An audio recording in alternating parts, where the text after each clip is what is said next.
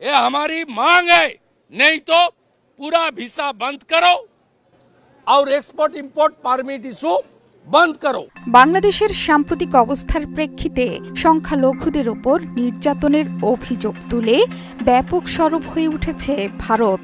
পশ্চিমবঙ্গে নরেন্দ্র মোদীর বিজেপির নেতৃত্বে হচ্ছে একের পর এক শোডাউন। কলকাতায় বাংলাদেশ উপ হাইকমিশনের সামনে পতাকা পোড়ানোর মতো ঘটনাও ঘটেছে।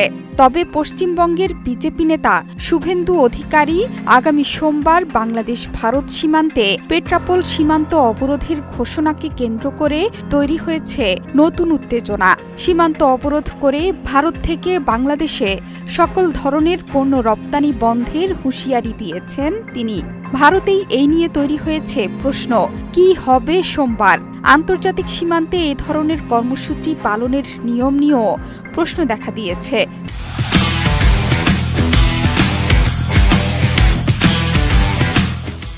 বিজেপি সত্যি এমন কর্মসূচি পালন করলে দুই দেশের সম্পর্ক কোন তলানিতে গিয়ে ঠেকবে তা নিয়ে চলছে ব্যাখ্যা বিশ্লেষণ।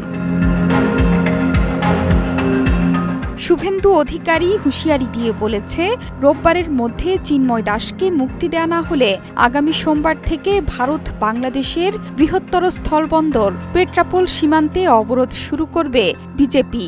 ওই দিন সকাল 10টা থেকে পেট্রাপোল স্থলবন্দরে ভারত থেকে বাংলাদেশগামী সমস্ত পণ্যবাহী ট্রাক চলাচল বন্ধ করা হবে। নিজে তার নেতৃত্ব দেবেন শুভেন্দু অধিকারী, তবে ছাড় দেয়া হবে যাত্রীবাহী বাসগুলোকে। ये हमारी मांग है, नहीं तो पूरा वीसा बंद करो। হুঁশিয়ারি উচ্চারণ করে শুভেন্দু বলেন, enough is enough.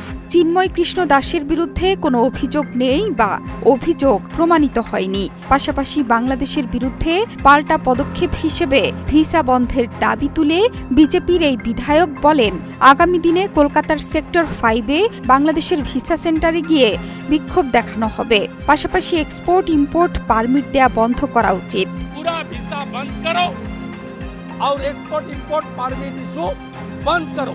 Petrapole Benapole স্থলবন্দরটি বাণিজ্য ও যাত্রী চলাচলের ক্ষেত্রে দুই দেশের সবচেয়ে গুরুত্বপূর্ণ স্থল সীমান্ত সংযোগ। এই স্থলবন্দরের মধ্য দিয়ে ভারত বাংলাদেশের স্থল ভিত্তিক বাণিজ্যের প্রায় 70% এবং অর্থের হিসেবে মোট বাণিজ্যের প্রায় 30% হয়।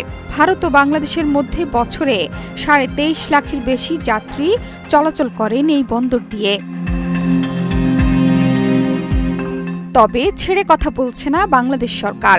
ভারতের কলকাতায় বাংলাদেশ উপ হাইকমিশনের সামনে বাংলাদেশের পতাকা পোড়ানো ও সহিংস বিক্ষোভের প্রতিবাদ জানিয়েছে পররাষ্ট্র মন্ত্রণালয়। পাশাপাশি ভবিষ্যতে এ ধরনের ঘটনা ঠেকাতে প্রয়োজনীয় পদক্ষেপ নিতে নয়াদিল্লির প্রতি আহ্বান জানিয়েছে ঢাকা।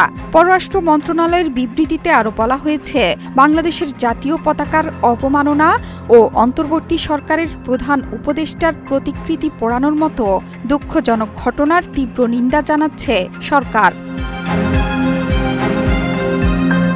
ভবিষ্যতে এ ধরনের ঘটনা ঠেকাতে প্রয়োজনীয় পদক্ষেপ নিতে ভারত সরকারের প্রতি আহ্বান জানিয়ে বিবৃতিতে আরও বলা হয়েছে, বাংলাদেশ যে কোনো ধরনের সহিংস কর্মকাণ্ডের নিন্দা জানায়। একই সঙ্গে সরকার কলকাতার উপ হাইকমিশন সহ ভারতে অবস্থিত বাংলাদেশের সব কূটনৈতিক মিশন এবং কূটনীতিক কর্মকর্তা ও সব কর্মীর নিরাপত্তা নিশ্চিত করতে নয়াদিল্লির প্রতি আহ্বান জানিয়েছে। জোহরা চৌধুরী সেতু, ৭১।